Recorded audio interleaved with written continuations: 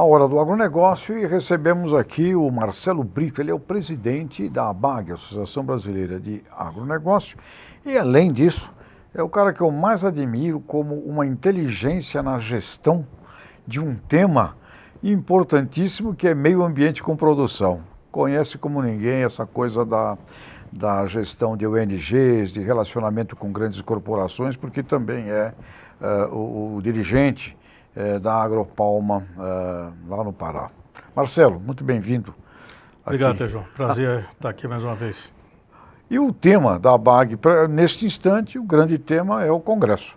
Sem dúvida. Então, nos conte, como vai ser o Congresso, o tema desse Congresso, as diferenças desse Congresso para os anteriores? Olha, Tejão, nós escolhemos para esse ano o tema agronegócio, momento decisivo. E por que momento decisivo? Eu acho que nós podemos citar aqui três movimentos de forte transformação que terão impacto decisivo sobre o agronegócio nacional. Em primeiro lugar, o acordo Mercosul-União Europeia. Sem dúvida alguma, fará uma diferença tremenda, não só nas relações comerciais do agronegócio, da indústria, dos serviços brasileiros, como também de toda a sua ressonância para o resto da cadeia na América do Sul, quiçá América Latina. O segundo ponto, a disputa entre Estados Unidos e China. Essa é uma disputa que ela muda os fundamentos de confiança que foram construídas nos últimos 50 anos entre Estados Unidos e China e que abrirão espaços para quem for mais rápido e mais competente no mercado nacional. Então o agro tem que estar atento a isso. E o terceiro são as mudanças que vêm ocorrendo no nosso país. Agora, vamos dizer, já aprovada em primeiro turno a reforma da Previdência, caminhamos agora para o segundo turno e também para o Senado, e essa aprovação deve abrir espaço para uma série de reformas no Brasil, inclusive a tributária, que trarão impactos também no agronegócio.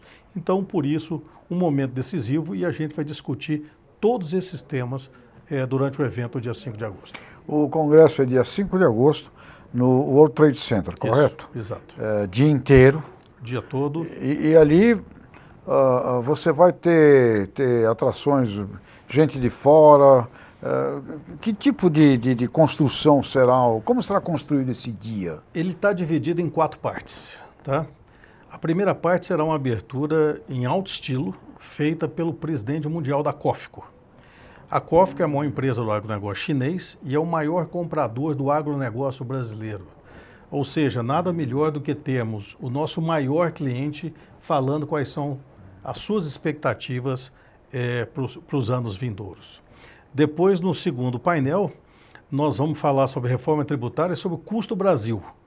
Então, teremos expoentes do agronegócio nacional e também especialistas nessa área de reforma tributária discutindo essa questão de impostos e custo Brasil. Tá? No terceiro bloco, vamos falar de uma mudança fundamental para o agro, que são as formas de financiamento. Não existe mais subsídio para a agricultura brasileira, tirando a agricultura familiar. Tá? Os poucos pacotes que ainda são subsidiados são muito pequenos em relação àquilo que já aconteceu no passado. Então a gente precisa saber quais são essas novas ferramentas de financiamento para o agronegócio. Então teremos especialistas também da área financeira, da área jurídica, debatendo esse tema dos novos mecanismos e ferramentas de financiamento do agronegócio. E por fim, discutiremos os pilares do agronegócio do futuro. E aí envolve infraestrutura, sustentabilidade, condição trabalhista, condição social e a nossa visão de mundo como um todo. Então, basicamente dividido nesses 4 tópicos. Estamos esperando cerca de 800 pessoas fisicamente e outras cerca de 4.000 que acompanharão o congresso online. Então, informações, registro e tudo no www.abag.com.br. www.abag.com.br. De fato, o maior congresso, um dos maiores congressos praticamente do mundo, diria, nessa visão sistêmica de agribusiness. Com relação a disputa Estados Unidos e China, e você mencionou o aspecto de confiança. A gente tem visto ao longo da história alimento ser usado como arma, né? Embargos, não te forneço mais.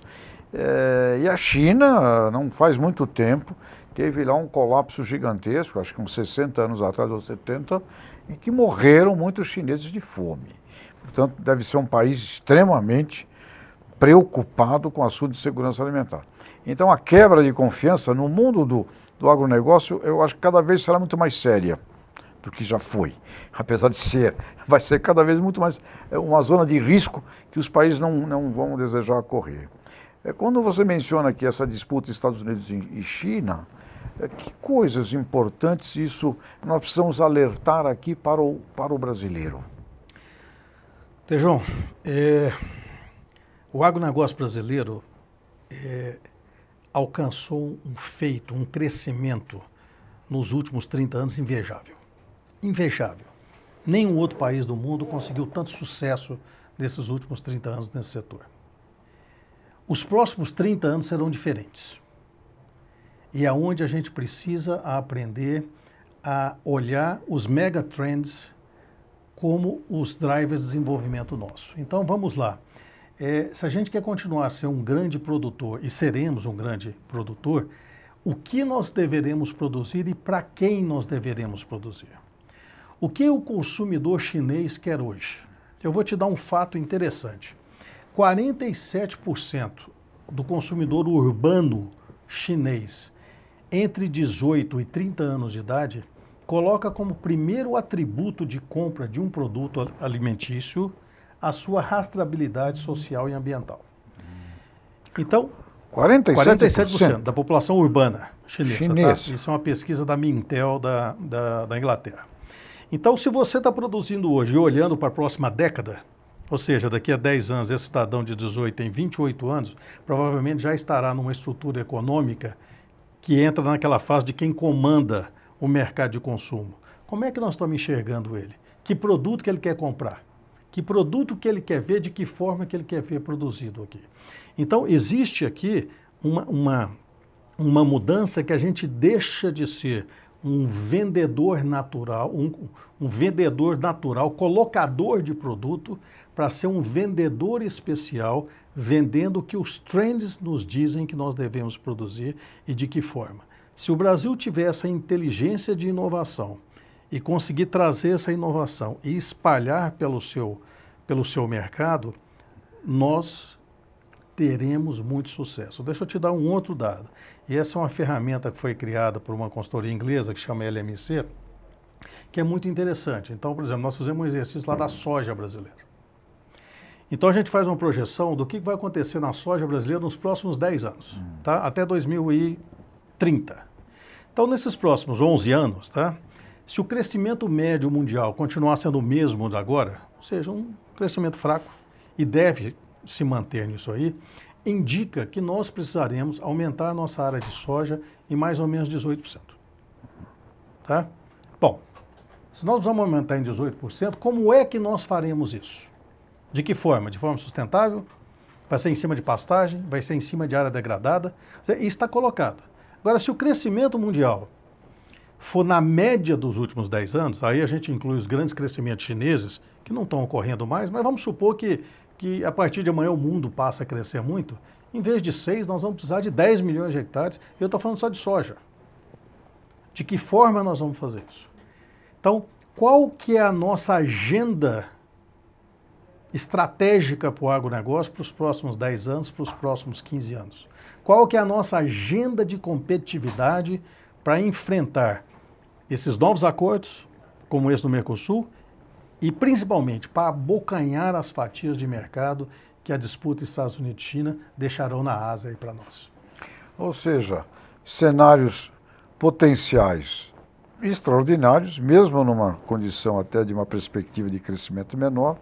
Agora, seja um cenário A, B ou C, o que você está dizendo é que nós precisamos passar a ter uma visão de gestão estratégica, considerando a percepção do consumidor final. Mas não tem a menor dúvida. E nós precisamos deixar, Tejão, de ser seletivos.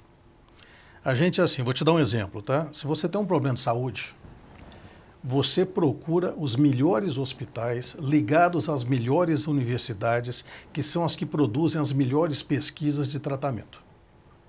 Mas quando você quer alguma coisa ligada a seu negócio e que alguém desse mesma estirpe produziu algo que contraria a sua vontade, a sua tendência é denigrir aquele tipo de coisa. Então, é uma tendência que a gente ainda tem para uma parcela pequena do nosso agro, pequena, porque a grande parte do agro brasileiro hoje é muito moderna, mas ainda tem uma parte pequena que ainda acha que pode simplesmente negar tudo e fazer da forma que quiser. O mundo futuro do agronegócio será aquele da maioria que produz com modernidade, da maioria que produz com sustentabilidade, da maioria que produz segundo as leis. Nós não podemos mais imaginar que nesses próximos 10, 15, 20 anos a gente ainda suporte ter que praticar anistias para perdoar quem, em sã consciência, resolveu não cumprir as leis e as suas obrigações em detrimento daqueles que assim o fizeram. O futuro está escrito. Inexoravelmente, um capitalismo consciente, um mundo de responsabilidade social, de visão estratégica de longo prazo, não de curto, nós vamos para lá. Com muitas brigas no caminho, mas a gente, sem dúvida alguma, caminha para essa parte aqui. Quando você aborda aqui também esse aspecto do Mercosul e União Europeia, a gente tem aí uma coisa que simplesmente agora é um tocar de tambor. Tem um monte de coisa para fazer. Não, então, é um trabalho imenso. E outra coisa, se a gente não fizer as reformas necessárias para aumentar a nossa competitividade, nós sairemos perdendo. Então, assim, nós temos uma tarefa de casa enorme e urgente para os próximos 3 anos e temos uma tarefa de casa enorme e urgente para os próximos 10 anos. Agora, Tejão, vamos pegar pelo lado das nossas competências. Quando a gente fala de bioeconomia, o Brasil tem tudo para ser o líder mundial de bioeconomia. Os países da OCDE geram hoje, a partir de bioeconomia, 3 trilhões de euros por ano. Não, 2 trilhões de euros por ano e geram 3 milhões de empregos. A Suécia tem hoje um cluster de bioeconomia voltada para a indústria madeireira e indústria papeleira, que dentro desse cluster tem mais de 100 empresas. Aonde está o nosso cluster de bioeconomia no Brasil? Não existe. Eu gostaria de clamar aqui aos seus ouvintes aqui da Jovem Pan, façam uma reflexão nos últimos 15, 20 dias, ou nos últimos 30 dias, o que vocês ouviram sobre bioeconomia na mídia brasileira. Por que nós não temos aqui no Brasil, por exemplo, uma Embrabio, onde a gente junte aqui uma série de fenomenais cientistas que nós temos espalhados nesse país, de biólogos, a zoólogos, a economistas e tudo. Essa é uma ideia que já foi postada por muita gente lá atrás, e desenvolvemos aqui no Brasil o maior centro de pesquisa e desenvolvimento em bioeconomia. Um soft power que vem para mudar tudo. O Brasil tem tudo para fazer isso. E isso está dentro daquela agenda de competência, agenda estratégica que eu te falei. Isso é fantástico, né? É uma oportunidade de negócios espetacular, né? Eu estava outro dia levantando o faturamento da Disney Corporation, o Walt Disney, com os parques da Disney, 60 bilhões de dólares. Aí fui ver o PIB do estado do Amazonas. É 2,5 vezes menos do que fatura ao Walt Disney Corporation. Quer dizer, quando você fala de bioeconomia e tudo o que isso significa, também no campo do lazer, do turismo, de um monte de coisa, isso aí, olha, por baixo, eu acho que só nisso aí dá para buscar uns 200, 300 bilhões de dólares. João, mas com muita facilidade, porque é o seguinte, na hora que a gente conseguir alterar o nosso mindset e mudar o paradigma de desenvolvimento nosso, principalmente em relação à Amazônia, a gente passa a ganhar dinheiro com ela. Porque hoje a gente ainda está naquele ponto, que é o ponto que a Indonésia vem brigando há 15 anos e só perdeu dinheiro com isso, aquela história de dizer o seguinte, não, isso aqui é a nossa soberania e nós não aceitamos inputs que vêm de fora, não aceitamos ideia, não aceitamos dinheiro. Mas por que não aceitamos?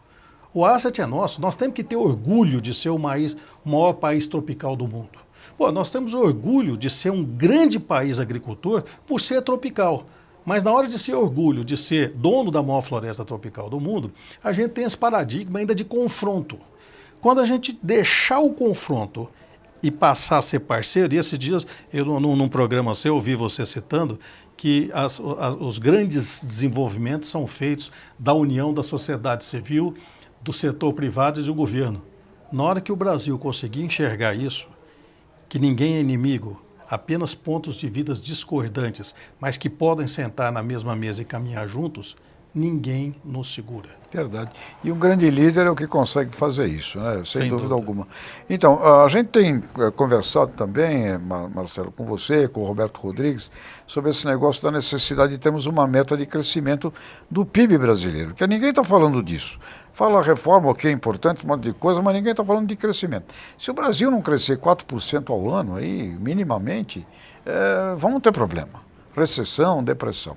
E o agronegócio, quando olhamos ele como 1/3 do PIB, é fundamento para a gente poder crescer. E a gente conversou, olha, o PIB do agro brasileiro é de uns 500 bilhões de dólares e podemos ter uma meta de 1 trilhão de dólares. Como você vê esse desafio, o quão exequível é imaginarmos dobrar o tamanho do agro brasileiro em 5, 6, 7 anos? Tejão, se for no modelo atual, não acontecerá. Verdade. Não acontecerá. Verdade. Agora, se for num modelo de foco em bioeconomia, de foco em pesquisa, de foco em agregação de valor, de foco em dar a devida rastreabilidade aos nossos produtos. Ou seja, se a gente conseguir enxergar que o desenvolvimento hoje se faz no inverso do passado, ou seja, a gente começa lá no consumidor e volta, se a gente entender isso, nós damos conta de fazer. Veja bem, no crescimento do PIB, quanto a gente dedicaria de responsabilidade à bioeconomia, por exemplo? Tá? Quanto a gente dedicaria? Então, por exemplo, nós vamos fazer o nosso levantamento de emissões e comparar com outros países. Quanto de emissão nossa vem de fossil fuel, de combustíveis fósseis, e quanto vem de outros países do mundo? Como isso se aplica à bioeconomia na substituição de petróleos e combustíveis fósseis por outras coisas que temos aqui no Brasil? Por que a emissão do etanol é colocada no mesmo balaio da emissão de gasolina? Então, são pontos que a bioeconomia pode tratar de forma muito uniforme e colocar o Brasil em destaque. Então, assim, nós deveríamos estar repetindo todos, em todos os ministérios, que a união do Ministério da Agricultura com o Meio Ambiente, com Ciência e Tecnologia, com o Ministério da Economia e assim por diante, seria a construção de uma agenda de bioeconomia que transformasse de uma vez por todas esse modelo socioeconômico e ambiental do Brasil. Perfeito. É muito importante e com certeza, se olharmos isso, e esse desafio de 1 trilhão de dólares pode ser superado, e significaria realmente a garantir à sociedade brasileira a oportunidade de termos um PIB que cresce.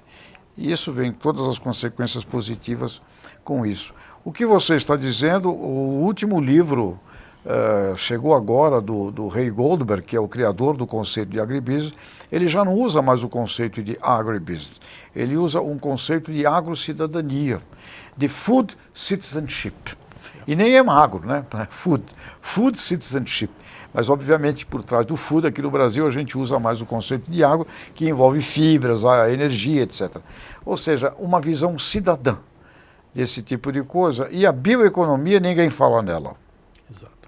Fala-se muito pouco e é justamente, Tejão, essa falta de integração que existe. Então, por exemplo, você vê o pessoal da cidade que faz muita crítica ao pessoal do campo.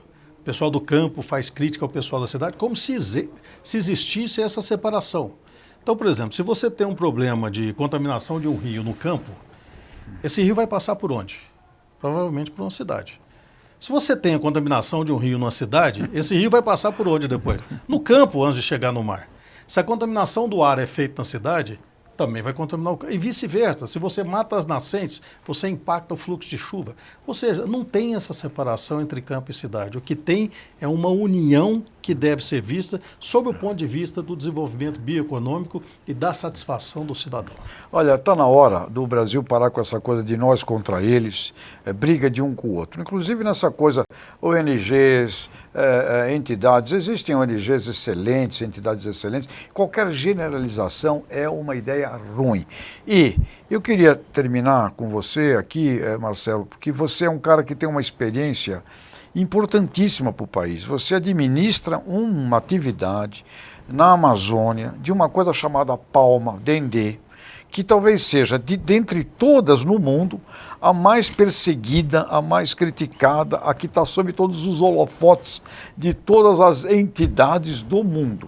E você tem lá, e eu conheço pessoalmente, e você tem lá ONGs com você se relaciona com as grandes corporações, você tem um exemplo fantástico. Ou seja, é possível sim, no Brasil, na Amazônia, você tem uma atividade exemplar, carimbada e chancelada pelas maiores e principais ONGs do mundo. Acho que essa contribuição é a contribuição que o Brasil precisa acordar para isso. Parar de brigar e entender e ver exemplos, como é o exemplo do Marcelo na Agropalma. Correto? Corretíssimo. Tejon, sem pensar muito aqui, eu posso citar exemplos maravilhosos aqui no Brasil nos diversos setores. Olha o trabalho que está sendo feito lá pela Liga do Araguaia na parte de pecuária. Liga do Araguaia, isto. Olha o trabalho de há anos vem sendo feito pela usina São Francisco de Sertãozinho na produção não só de açúcar orgânico, de álcool orgânico, mas na recomposição da fauna e flora daquela região. Olha o trabalho de fruticultura no Vale do São Francisco, no Nordeste. Olha o exemplo da palma lá no Pará. Olha o exemplo do cacau que ressurge agora no Pará, com muita força. Olha o trabalho que a Amage faz na parte de soja. Então, qualquer setor que você pensar aqui agora, o Brasil tem exemplos maravilhosos para dar ao mundo na congregação da produção e preservação ao mesmo tempo. E assim, nós, além de ganhar dinheiro com o agronegócio, nós ainda podemos ganhar um caminhão de dinheiro com pagamento de serviço ambiental, que é o que o pessoal quer lá fora. Então, por que a gente não regulamenta de uma vez por todas esse artigo do Código Florestal que está pendente há muito tempo? Por que a gente não agiliza a regulamentação dos itens que estão no Acordo de Paris, que nos dê em condição de receber esse caminhão de dinheiro que tem lá fora para pagamento de serviço ambiental? Então, por exemplo, no caso da nossa empresa, nós temos lá 40 mil hectares de plantio e temos 60 mil hectares de reserva florestal, que nós poderíamos hoje estar ganhando mais do que nós temos prêmios de sustentabilidade, mas poderíamos estar ganhando ainda muito mais com pagamento de serviço ambiental se isso já tivesse devidamente regulamentado aqui no Brasil. Quem mais vai ganhar com pagamento de serviço ambiental no país é o agronegócio brasileiro. Ou seja, estamos montados num patrimônio espetacular chamado Brasil, ambiente tropical, a maior floresta do mundo, e a gente fica aqui com infelizmente, gente passando miséria desnecessariamente. Acho que isto é um caso de indignação. E esse assunto que você traz, bioeconomia, bioestratégia, biocompetência, né? Está na hora de incorporar isso urgentemente ao agribusiness. Parabéns pelo trabalho exemplar que você faz lá na Agropalma, pela nossa ABAG, com o Congresso. É o congresso que vai ser realizado agora no dia 5 de agosto em São Paulo, imperdível e fundamental. Marcelo, sua despedida aqui para todo mundo da nossa Jovem Pan. Olha, Tejon, eu quero convidar todos para o Congresso da ABAG e agradecer o suporte que a gente tem recebido. A ABAG estará representando o Brasil no Fórum Mundial de Bioeconomia na Finlândia em setembro. Estará levando o grupo de produção de cacau e produção de frutas para o Fórum Público Mundial da OMC em outubro em Genebra. Estará também representando o Brasil na Mesa Redonda Internacional da Palma na Tailândia em novembro. Ou seja, estamos fazendo aqui o nosso papel principal de vender o nosso agro sustentável, o nosso agro líder, o nosso agro moderno do nosso Brasil no exterior. Muito bom, que assim seja, sucesso, e nós precisamos de lideranças como a sua, meu caro. Obrigado pelo convite novamente. Obrigado.